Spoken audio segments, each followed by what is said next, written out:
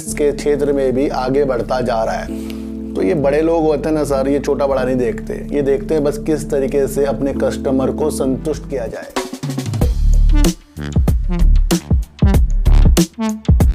नमस्कार, मैं स्वागत करता हूं आपका अपने ही चैनल पर। आज बात करेंगे यस बैंक की, वोडाफोन आइडिया की। और इनकी बात करने से पहले मैं आपको एक छोटी सी चीज़ बता दूं कि रिलायंस रिटेल स्टोर में अब मिठाई भी मिला करेगी। अब आपको ये अटपटा सा लग रहा हो मिठाई मिला करेगी, इसमें क्या बड़ी चीज़ है, लेकिन आपको ये जानना पड़ेगा कि ये देश भर के जो प्रसिद्ध हलवाई हैं उनसे बातचीत कर रहे हैं और उनकी जो प्रसिद्ध मिठाई है, जैसे कई राज्य की अलग मिठाई होती है, कि सिटी की अलग मिठाई होती है, तो वो सारी की सारी अब आपको रिलायंस रिटेल स्टोर में अवेलेबल आने वाले दिनों में मिल सकती है, क्योंकि इस तरीके का काम रिलायंस अब करने वाला है। तो ये एक पॉजिटिव संकेत इनके सेल को बढ़ाने के लिए, इनकी ग्रोथ को बढ़ाने के लिए ये पॉजिटिव संकेत बढ़ सकता है, क्योंकि ये जो भी है, जो हलवाई हैं इनको अपना मिठाई बनाकर देंगे और कहीं ना कहीं एक ही जगह आपको अलग अलग जगह की अच्छी मिठाई खाने का मौका मिलेगा और छोटे पैक भी इनके अवेलेबल होंगे। तो ये एक पॉजिटिव संकेत है जिसके द्वारा रिलायंस अब हलवाई के क्षेत्र में, यानी कि स्वीट्स के क्षेत्र में भी आगे बढ़ता जा रहा है। तो ये बड़े लोग होते हैं ना सर, ये छोटा बड़ा नहीं देखते, ये देखते हैं बस किस तरीके से अपने कस्टमर को संतुष्ट किया जाए। आपको पता है ना सर, आगरा का पेठा मशहूर है, पर वहाँ से आप मंगाओगे, फिर मंगाने का खर्चा, और ये आप सिर्फ अपने घर से निकल कर जाओगे, वहीं पर आपको पेठा मिलेगा। और जिस तरीके से कहीं मुंबई की मिठाई हो या कहीं की मिठाई हो, आपको एक ही जगह मिलने वाली है। तो ये पॉजिटिव संकेत रिलायंस इंडस्ट्री में डाल रही है, ये छोटी बात नहीं, इसको आपको थोड़ी सी गहराई से समझना पड़ेगा। वोडाफोन आइडिया के बोर्ड ने सर एटीसी टेलीकॉम इंफ्रास्ट्रक्चर से 1600 करोड़ रुपए जुटाने की मंजूरी दे दी है, यानी कि जो भी ये शेयर दिए जाएंगे वो 10 रुपए के हिसाब से दिए जाएंगे। ये आपको समझकर चलना पड़ेगा। कहीं ना कहीं वोडाफोन आइडिया अपने को अच्छा करने के लिए हर संभव प्रयास कर रहा है।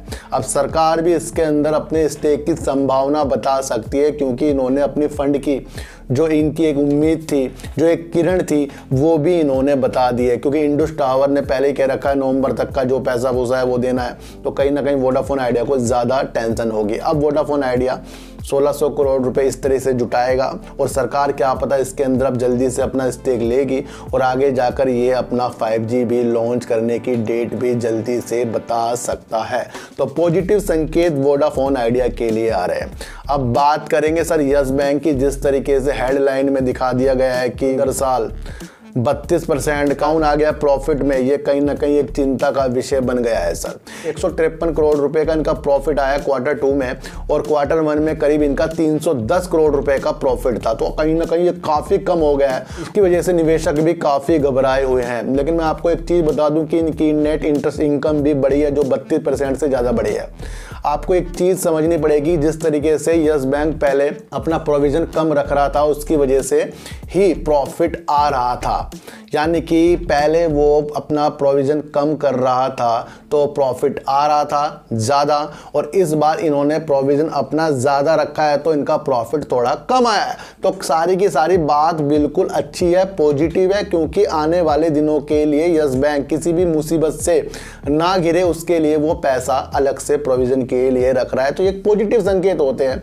और प्रोविज़न कम रखना ये एक अच्छी बात नहीं होती किसी भी बैंक के लिए, किसी के भी लिए। अगर आप बचत करते हो, उसमें से अपना थोड़ा थोड़ा पैसा रखते जाते हो और उसको बढ़ाते जाते हो, तो वो आगे जाकर आपको अच्छा वर्क करता है वो पैसा। तो इसी तरीके से प्रोविज़न होता है, ये आगे आने वाली समस्याओं को भांपकर पहले ही पैसा जो रखा जाता है कि भाई वो समस्या ना आ जाए, तो ये इन्होंने ज़्यादा रख दिया है, इसकी वजह से प्रॉफिट कम आया है सर। तो आपको टेंशन लेने की इसके अंदर आवश्यकता नहीं है। हाँ, 32% को जो दिखा रहे हैं, इसकी वजह से आपका शेयर थोड़ा तेज़ी दिखाकर फिर गिरावट करने के आसार आपको महीने तक दिखा सकता है। ये आपको समझकर चलना पड़ेगा, यानी कि ऊपर नीचे उसमें होता रहेगा।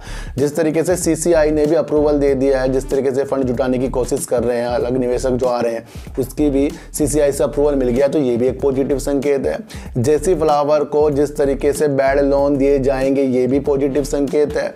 डिश टीवी में अधिकतर बात यस बैंक की मानी जा रही है, तो ये भी पॉजिटिव संकेत है। तो हमें यस बैंक का जो ये प्रॉफिट आया है, ये सिर्फ प्रोविजन वजह से ये इतना इनका प्रॉफिट कम आया है, लॉस नहीं आया, प्रॉफिट कम आया है। तो आपको ये एक संभव प्रयास ये देखना चाहिए कि यस बैंक पॉजिटिव है, आने वाले दिनों के लिए भी आपको इसके अंदर पॉजिटिव रखकर ही अपनी संभावना को अच्छा करना पड़ेगा। वोडाफोन आइडिया अपनी उम्मीद जगा चुका है और रिलायंस यानी रिलायंस इंडस्ट्री अपने में मिठाई के क्षेत्र को भी डाल रहा है और वो अपनी सेल को इस तरीके से बढ़ा सकता है। तो एक पॉजिटिव संकेत है और यस बैंक में उम्मीद बढ़ाकर रखो, क्योंकि ये काफ़ी नीचे से जो इस पे ज़्यादा लॉस था उसको कवर करके प्रॉफिट में धीरे धीरे ऊपर आ रहा है। तो जल्दी से इसके अंदर आपको उजाले देखने की उम्मीद नहीं रखनी चाहिए।